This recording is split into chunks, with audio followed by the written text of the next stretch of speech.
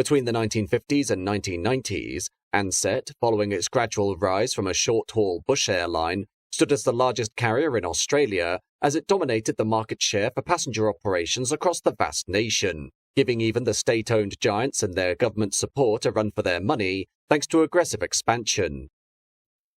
However, towards the end of the century, a series of catastrophic corporate decisions, which relied heavily on the continued stringent regulation of the Australian aviation industry, came undone in rapid succession, and soon this resulted in Australia's second airline facing a horrendous collapse that was decades in the making.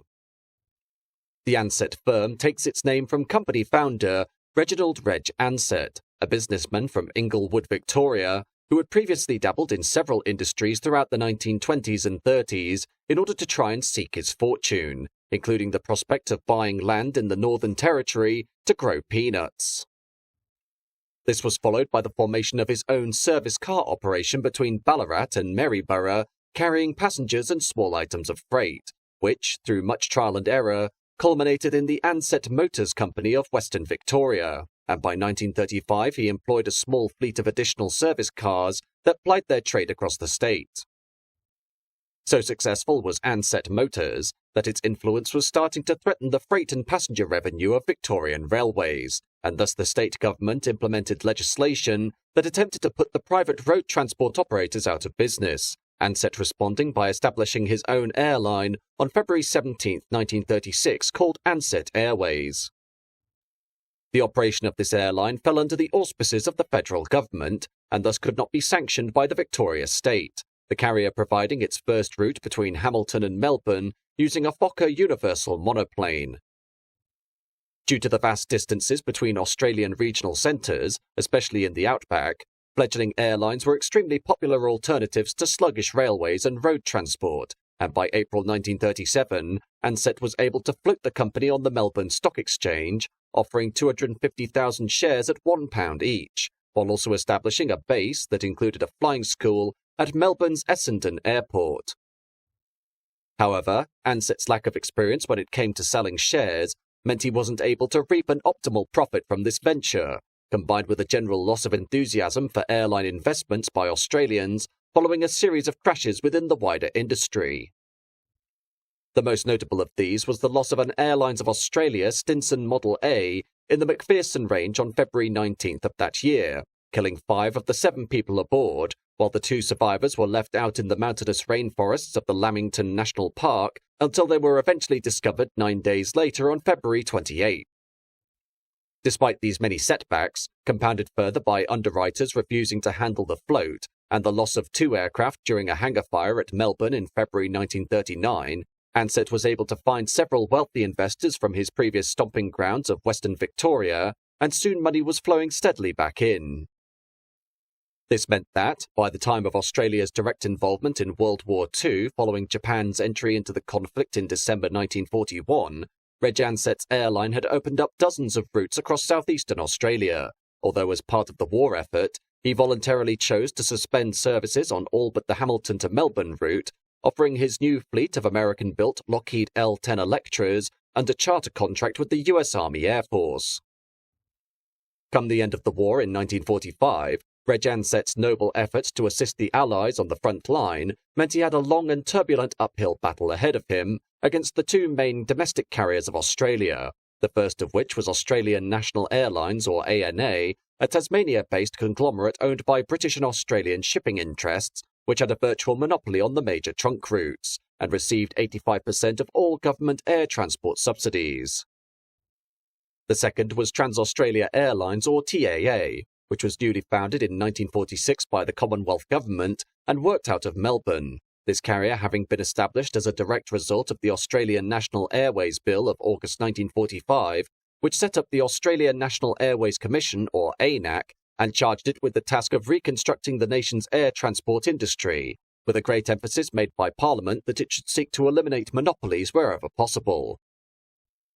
Ansett, however, chose to avoid directly fighting it out with his 2 biggest rivals in a battle he had not the resources to win, and instead opted to fly in their shadows, focusing on rural destinations and interstate routes not served by ANA or TAA, or using ex-wartime Douglas Dakotas and Convair CV-340s, leading to a slow growth during the latter half of the 1940s and into the early 1950s. After a gradual rise over the course of a decade, the company's moment to shine came in 1957, where, as a result of the airline industry overhaul undertaken by ANAC during the late 1940s, ANA, under the management of Sir Ivan Holliman, was suffering financially on the domestic market as TAA rapidly rose to meet it on competitive terms. Attempts by Holliman to expand onto international routes were stymied by the Commonwealth Government, who held an effective monopoly on services outside Australia through their state-owned airline Qantas, the enacting of the two-airline agreement in 1952 by the federal government being made to ensure that both ANA and TAA could maintain a viable business on domestic routes while blocking third parties such as Ansett Airlines from operating on intercapital air services. However, on January 18, 1957, Holliman died while on holiday in Honolulu at the age of 61, and without his steely determination keeping ANA moving forward, in spite of its many setbacks, the company's shareholders, which comprised 5 British shipping companies, offered to sell out to the government in order that the airline might merge with TAA and some smaller carriers to reinforce the nationalised domestic firm. The state would ultimately decline this offer due to their unreasonable asking price, and Ansett, seeing his opportunity to rise up into the higher echelons of the Australian airline market, stepped in with a £3.3 million offer that was initially rejected by the ANA company board based on a lack of confidence as to how Ansett would be able to fund this takeover, rumours circulating that he had the backing of 2 major oil companies to provide the financing. In the end, ANA accepted the original offer on August 23rd, merging the carrier into Ansett Transport Industries to create a new airline called Ansett ANA, the airline acquiring ANA's fleet of Douglas DC-6s and Vickers Viscounts, but faced stiff competition from the national giant TAA, which, through the support of state funding, was allowed to buy larger numbers of top-of-the-range airliner models and be managed in a more streamlined way. Ansett, now sitting in ANA's former seat within the two-airline policy, strongly supported the legislation which had previously kept his carrier subdued, the restrictive nature of the Australian airline market increasing substantially following the passage of the Airlines Equipment Act of 1958, which prescribed what aircraft each airline could buy. Thus, Ansett ANA backed the act in order to stop TAA from being allowed to purchase the French Sud Aviation Caravelle jet airliner, which would have made them the first airline in the country to operate a jet-powered commercial aircraft, with performance that far outstripped Ansett's own fleet of propeller-driven models. With TAA's jet aspirations curtailed for the time being, Ansett went on an aggressive expansion across the domestic airline market, purchasing a number of regional carriers, which included McRobertson Miller Airlines, Guinea Airways, and Butler Air Transport, while also offering to start services to New Guinea. The company would eventually enter the jet age from 1964, when it took possession of its first Boeing 727, beating out TAA's purchase of the type, Ansett ANA being renamed to Ansett Airlines of Australia in 1968, by which time it had become Australia's leading domestic airline with a market share of 55%. Reaping immense profits, Ansett expanded his business interests into television during the 1960s, starting in April 1963, when his Austrorama television company was granted a television licence to operate Melbourne's third commercial television station, ATV0, which undertook its first official broadcast on August 1, 1964, from a specially constructed TV studio in the Nunawading suburb of Melbourne. The company also became a major shareholder in 1965 of Universal Telecasters, licensees of TVQ0 Brisbane, before buying out the station entirely in 1970. Reg Ansett's many contributions to business and commerce being acknowledged through his appointment as a Knight Commander of the Order of the British Empire in 1969. By this point, Ansett was the managing director of Australia's biggest airline, the biggest transport company in the Southern Hemisphere, and the biggest single operator of the highly successful Fokker Friendship regional turboprop airliner. The 1970s, however, brought about a new series of challenges for Ansett, primarily in the form of a takeover bid by Hungarian-Australian business magnate Sir Peter Abels, who was owner of the logistics firm Thomas Nationwide Transport, or TNT.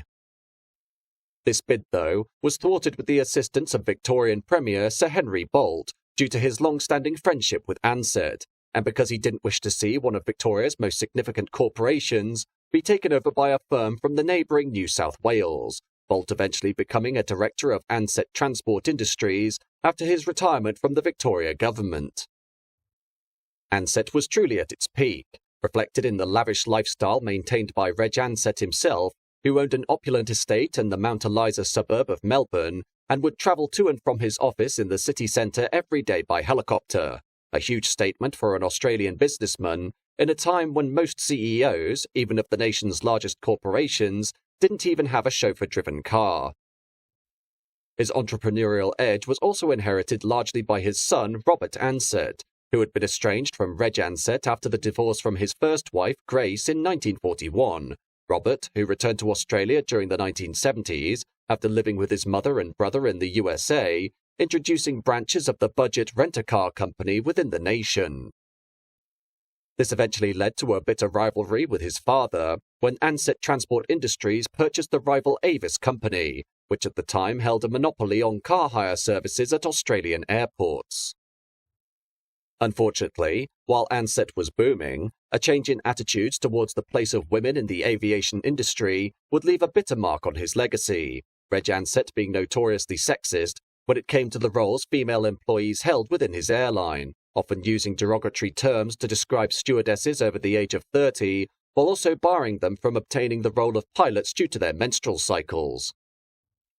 This mindset came to a head in 1978 when Deborah Wardley, a qualified charter pilot, took the company to the Victorian Equal Opportunity Board for discrimination, claiming that she had been overlooked for the role of a pilot within the ranks of Ansett due to her gender, while the carrier argued that they had turned down her application because of her potential to fall pregnant.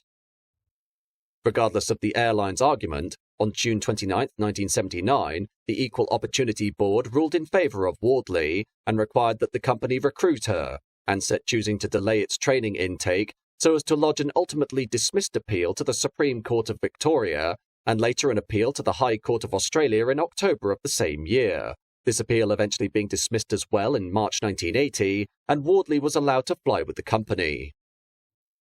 While the Equal Opportunities case was ongoing, during late 1979, Sir Peter Abels, with the backing of media tycoon Rupert Murdoch and his News Corporation company, successfully purchased Ansett Transport Industries, with the ownership of the company being split 50-50 between Murdoch and Abels, who would both sit as joint managing directors. Reg Ansett, meanwhile, was positioned as chairman, with Murdoch taking on management of the ATV Zero TV station and later merging it with his own 1010 station in Sydney, creating what is now known as the 10 network, while Abels managed the freight operations of TNT and ran the Ansett Airline, Reg Ansett not remaining in his position for long, as on December 23, 1981, he passed away following a protracted illness, leaving Abels fully in charge of the Ansett Group. As Murdoch was more interested in developing his own expansive media empire in the United States, the corporate direction of Ansett was left fully in the hands of the highly ambitious Sir Peter Abels, who demanded that the company become the greatest domestic airline in the world going into the 1980s. To this end, he outlined a grand scheme which, regardless of its lack of financial sense, would place the company in a class of its own when providing on-board luxury travel for the discerning business passenger, one of his more outlandish proposals, in a manner similar to a scheme devised by Howard Hughes for his fleet of TWA Convair 880 jet airliners, being to fit the first-class sections of Ansett's Airbus A320 fleet with gold anodizing and gold-plated ashtrays. However, though this was dropped following the intervention of Airbus itself, the decor that Abels ultimately settled upon was nothing short of magnificent, with deep-buttoned plush royal blue velvet and wood-grain panelling. The fundamental problem with Abels' aspirations for a grand airline was that he had no solid business plan in order to justify the decisions being made, this being illustrated with his choice to purchase a fleet of 20 brand-new Airbus A320-200s, alongside his pre-existing fleet of 23 Boeing 737-300s, without any intention of the former replacing the latter.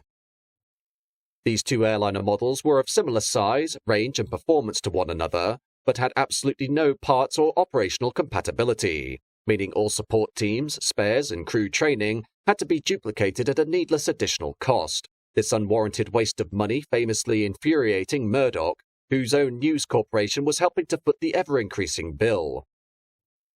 While Ansett could maintain such wasteful spending under the two-airline policy, this came to an abrupt end in late 1990 when the Australian Parliament voted to deregulate the airline industry, bringing about a turbulent period for domestic carriers as a slew of low-cost companies began to make their mark. However, following the high-profile failure of the nation's first low-cost carrier, Compass Airlines, after only a year of operation in December 1991, due to the interference of the federal government, Parliament enacted the One Nation Single Aviation Market Commitment, which included the right for Air New Zealand to operate domestically within Australia. It was at this time that Abels was revealed to have spent much of the airline's profits financially supporting 37 different businesses and firms he had a controlling share in, most of which had no relation to the aviation industry, such as companies that built golf carts and lecterns. At the same time, he had placed a $40 million bid and fought a lengthy legal battle with Qantas to be the main sponsor airline for the 2000 Sydney Summer Olympics in 1993, thus leading to him being ousted from his position as company director in 1994. This came during the same year that Australian Airlines, a rebranding of what was formerly Trans-Australia Airlines, was merged by the government into Qantas, allowing the international carrier, which had previously been barred from operating within its home nation, immediate access to a fully developed domestic system, while Ansett's proposals to expand onto the international stage had to be done from scratch.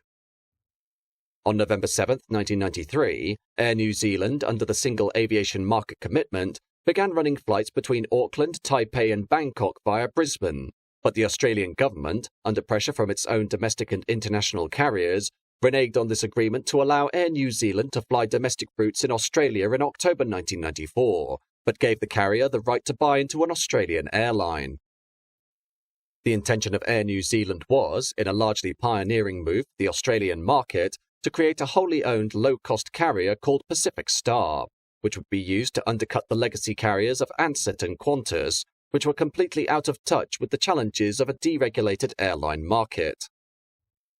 As per the ruling of the Australian government, Air New Zealand announced in November 1994 that it would seek a stake in Ansett as a means of establishing an essential beachhead in Australia, while back in New Zealand itself, the firm acquired the balance of the 50% share it didn't own in Air New Zealand link operator Air Nelson. The company also launched Freedom Air International, a Mount Cook Group subsidiary, which operated low-cost charter flights between New Zealand and Australia using a Boeing 757. Air New Zealand eventually entering a formal agreement to purchase 50% of the Ansett Holdings Limited Group from TNT at a cost of $475 million on September 2, 1996, providing the company with a stake in the Australian aviation market.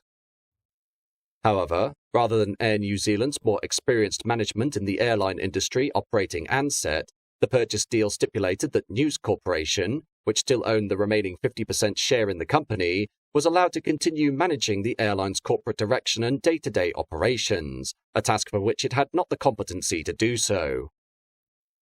The Australian government, meanwhile, as part of the approval of the sale to Air New Zealand, imposed three main conditions, those being that Air New Zealand could not relocate any head office functions to New Zealand, they couldn't review the Ansett route structure and drop any of Ansett's many unprofitable services, and they had to maintain the Ansett workforce numbers at pre-takeover levels, a handicap which meant Air New Zealand couldn't administer downsizing or other austerity measures to try and stem the massive overhead. At the same time, Air New Zealand increased its asset base by raising approximately $240 million through a pro-rata offer of ordinary shares, while the New Zealand government agreed to raise the proportion of B shares which could be held overseas from 35% to 49% of total issued capital. This was followed in January 1997 by News Limited, a subsidiary of News Corporation, appointing Sir Rod Eddington, then Chief Executive of Cathay Pacific Airways and later CEO of British Airways, as Chairman and Chief Executive of the newly rebranded Ansett Australia. Eddington's arrival and the purchase by Air New Zealand, leading Qantas to remove its own stake in Air New Zealand from May 1997. A month later, Air New Zealand, Ansett Australia, Ansett International and Singapore Airlines signed a memorandum that created a commercial alliance between these carriers, while Air New Zealand secured a 50% share in the Melbourne-based Jetset Travel. On May 15, 1998, Air New Zealand, Ansett Australia and Ansett International announced that they would join Star Alliance from March 1999, but although things looked rosy on the surface, Eddington had strong reservations about the airline he had inherited. His proposal was to convert Ansett operations into a low-cost carrier, but this was stifled by the airline unions, as had previously been the case during the 1980s and early 1990s, following the purchase of carriers such as SkyWest in 1983 and East West Airlines in 1993, tapping into what was known as the fly-in, fly-out or FIFO market. FIFO flights operate on more remote routes to destinations such as mining regions in Western Australia, where workers will be flown to the mine, work for several days, and then be flown back, rather than having to establish towns and communities in areas which are otherwise inhospitable. Amidst the prospect of Ansett's aging fleet, Eddington placed an order for 7 Boeing 767-300s in 1998, although this commitment was opposed by Air New Zealand, due in large part to the financial problems being experienced by their own controlling shareholder, Brierley Investments. Further conflict came following a proposal by Eddington and Air New Zealand Managing Director Jim McCree to integrate the two airlines, which resulted in an unwelcome response from staff at both companies due to the industrial rivalry of the two carriers, but also a general competitiveness between Australians and New Zealanders, leading to an overall distrust between the employees of either nation. This led rapidly on to clashes between the two chief executives as they strove for operational and marketing efficiencies, examples including Air New Zealand blocking Eddington's push for Ansett International to replace the airline on the Sydney to Los Angeles run, despite the fact that Ansett domestic passengers were flying Qantas internationally.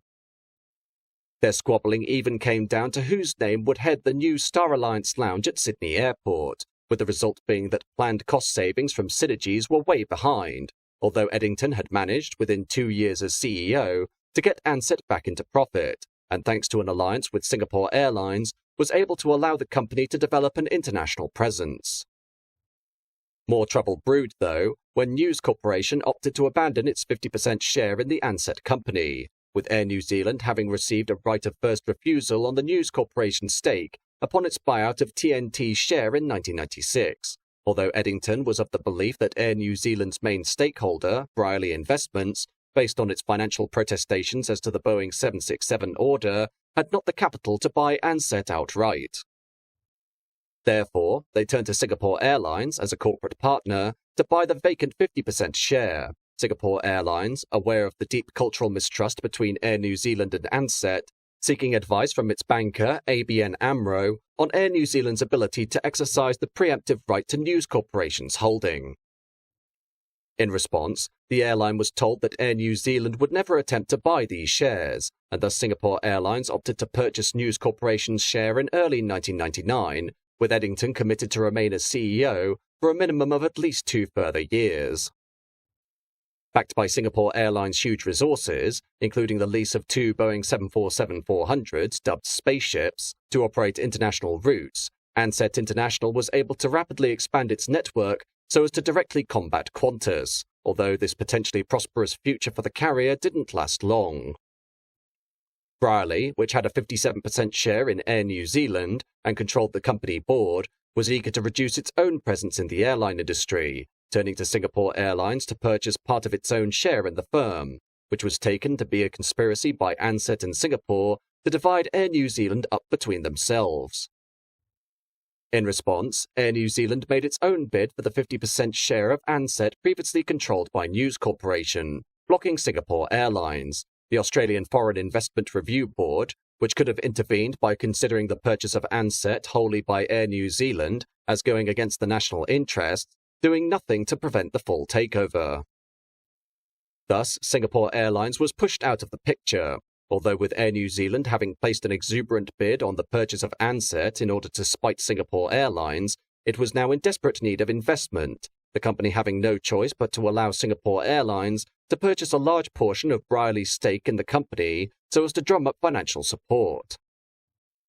With Air New Zealand having nearly put themselves on the rocks to purchase Ansett, McCree was removed as director of the company, allegedly at the insistence of Singapore Airlines and 13 Ansett executives, while Eddington, amid the chaotic takeover of his company, left to become the new CEO of British Airways. Air New Zealand chairman Sulan Cushing, an accountant and friend of Brierley founder Sir Ron Brierley, took on the chief executive position, a move which was widely condemned by aviation observers due to his lack of experience when it came to operating an airline. With the legacy carriers Ansett Australia and Air New Zealand tearing each other to pieces, Richard Branson was given the perfect opportunity to launch Virgin Blue on August 29, 2000. And with the fledgling uncertainty and government interference of the early 1990s for low-cost airlines having largely abated, the strength of this new company was immediately apparent as it took a significant chunk of the passenger market on the Australian domestic routes. Meanwhile, Ansett's financial situation was far more vulnerable than it was when it had faced off against the short-lived Compass Airlines back in 1991, with the airline's unions remaining totally inflexible as to any downsizing or streamlining. As Ansett began to lose out at its Australian homeland, Air New Zealand, despite having nearly bankrupted itself to try and buy the firm, could do little to support it, with Brierley unwilling and largely unable to provide any funding, while support from Singapore Airlines failed to materialise due to the atmosphere of distrust created following the battle for Ansett that had occurred the previous year. They instead desired more of a share in Air New Zealand and partial ownership of Ansett Australia, this prospect being stymied by New Zealand law, as no foreign airline was allowed to own more than a 25% share in Air New Zealand, with the wrangling of local politics including an unwillingness of Labour Prime Minister Helen Clark to support a company managed by Sulan Cushing, a major financial supporter of the opposing New Zealand National Party. Clark was, however, unaware of the magnitude of the problems being presented due to Air New Zealand's significant financial investment in the severely loss-making Ansett Australia, which was made apparent in November 2000 when the true fiscal situation of the New Zealand national carrier broke on the stock exchange. Cushing was thus forced to appoint former Qantas Deputy Chief Executive Gary Toomey to run the combined Air New Zealand Ansett Group from December 2000 due to his comprehensive experience of the airline industry, and despite this move being opposed by Singapore Airlines, it was more than clear that Ansett Australia was teetering on total collapse. This was made worse when, over the Christmas peak period, a series of operational and maintenance breakdowns led to the forced grounding of 9 Ansett Boeing 767s, a public relations disaster that called into question the competency of Ansett's staff in maintaining the airline's operations safely. With Toomey taking charge from January 2001, he first began shoring up Ansett's few remaining significant corporate accounts, which were threatening to abandon the carrier and move over to Qantas, while over the Easter holiday period, the airline's Boeing 767 fleet was grounded yet again due to a service bulletin oversight. This led to the Civil Aviation Safety Authority, or CASA, forcing the airlines to remain out of service, as reports from Ansett's pilots made public during late spring of 2001 highlighted the carrier's complete breakdown of even basic operations.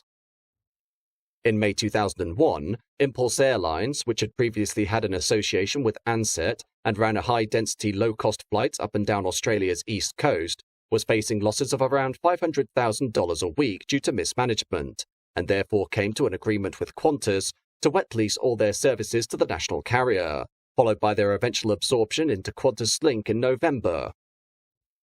Singapore Airlines, on the other hand, continued to make bids for the New Zealand government to embrace a lift on its ownership of Air New Zealand, which ultimately came to naught, Qantas, emboldened by their recent agreement with Impulse Airlines, making a surprise bid for Singapore's stake in Air New Zealand in exchange for Ansett to be sold to Singapore in its entirety. This would have created 2 equal airline alliances, Qantas Air New Zealand and Singapore Ansett, though Singapore, seeing Ansett's ever-deteriorating situation, opted instead to offer an increased stake in Air New Zealand and underwrite additional capital raising, so the parent could fund badly needed aircraft for Ansett. By June 2001, Ansett Australia was losing $18 million per week, had experienced a 16% drop in revenues, and a $400 million loss for the 2000 to 2001 fiscal year, figures which were being leaked from within the Ansett executive team, while financial prospects considered a loss of $700 million for the 2001 fiscal year that would require a host of route cuts and staff layoffs. The leadership of Toomey was blamed squarely for the dire situation the airline was in, with Qantas and Air New Zealand negotiating directly from the following month, which required Cushing to leave his position as director due to a conflict of interest, while acting chairman Jim Farmer endorsed Singapore Airlines' proposal, weeks of deliberation among the various company boards continuing to see Ansett's shares fall further and further into dismay. In August 2001, proposals were made to purchase Virgin Blue and transfer 40% of Ansett's domestic routes to that company, with Branson initially entertaining the offer until he was made aware of Ansett's calamitous finances, while Singapore Airlines were hesitant to negotiate with Branson due to their own experience when purchasing a 49% share of Virgin Atlantic in 1999, during which Branson had significantly overvalued the shares of the airline and thus cost them £600 million to procure. Branson rejected Air New Zealand's offer by famously tearing up a fake cheque for $125 million, while Farmer had put Ansett up for sale to Qantas for a derisory sum of just $1, Virgin Blue remaining to secure its place on the Australian airline market, and Ansett's last saviour had abandoned it to its fate. On September 12, 2001, regardless of the attacks on the World Trade Center and the Pentagon a day earlier, Air New Zealand washed its hands of Ansett Australia, and the company collapsed into administration, leaving 16,000 staff facing redundancy and dozens of regional centres and tourist destinations, which relied on Ansett's thorough network of domestic services, cut off from the air. Air New Zealand, meanwhile, was renationalised on October 4th and given a cash injection of $885 million New Zealand dollars, the airline having lost $1.425 billion New Zealand dollars throughout the entire Ansett debacle, while a wave of anti-New Zealand sentiment had been sparked in Australia, which accused them of having orchestrated the carrier's collapse through the stripping of its more valuable assets and charging Air New Zealand's fuel costs to the Ansett corporate account. Protests would crop up in nearly every major Australian city, while most notably, Prime Minister Clark's personal 727 was barred from landing at Melbourne during a state visit by disgruntled air traffic controllers. However, the story for Ansett wasn't completely over, as despite the carrier having been grounded on September 14th with a debt of $2 billion, hope did exist that, with government assistance, Ansett could return to the sky from September 27th with 5 Airbus A320s and 1,500 staff, followed by discussions with Singapore Airlines as to their potential investment in the revived Ansett Mark II. Enthusiasm for the carrier's resumption of operations was reflected in that, by October 17th, over 100,000 passengers had booked seats on Ansett's 5 Airbus A320s, flying major trunk routes, the Ansett administrators reaching an agreement on November 8th with the Solomon Lew Lindsay Fox Consortium, Tesna Holdings Limited, to purchase the company's mainline operations and other assets in a deal valued at $3.6 billion. James Hogan, later president and CEO of Etihad Airways, was appointed as chief executive from January 2002, but sadly, amid all this promise, with Ansett having announced an order for 30 brand new A320s and its intention to rejoin Star Alliance, the deal to relaunch the firm collapsed on February 26, 2002, literally days before the restarted airline was to recommence flights. The administrators would state that Fox and Lew had withdrawn their bid due to an inability to complete the transaction on legal advice, the two backers declaring that they had received no support from the government for their bid and thus were withdrawing their proposal. As such, all plans to keep the revived Ansett going in the long run were dropped, and on March 4, 2002, the last service to fly under the Ansett name took to the skies, that being Flight 152 from Perth to Sydney, operated by Airbus A320-211, Victor Hotel Hotel Yankee India, arriving in the early hours of the following day, and thus bringing an end to 66 years of Ansett in the Australian airline market.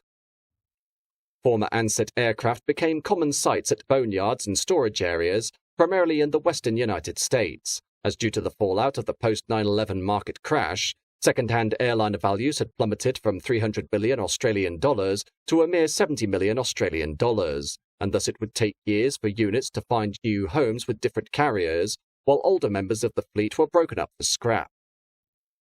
In the end, the collapse of Ansett Australia was one not solely rooted in the interference of Air New Zealand and its own turbulent financial troubles, but was instead a culmination of many factors, that had stretched back decades, including the wasteful management of Sir Peter Abels during the 1980s and the deregulation and subsequent rise of low-cost carriers during the 1990s. This was fueled further by an air of distrust between the Australian and New Zealand workforces that stemmed from wider cultural scepticism, and an indecisiveness between the various airlines that attempted to buy shares within the Ansett company, a dangerous corporate mixture that in turn resulted in its inevitable collapse.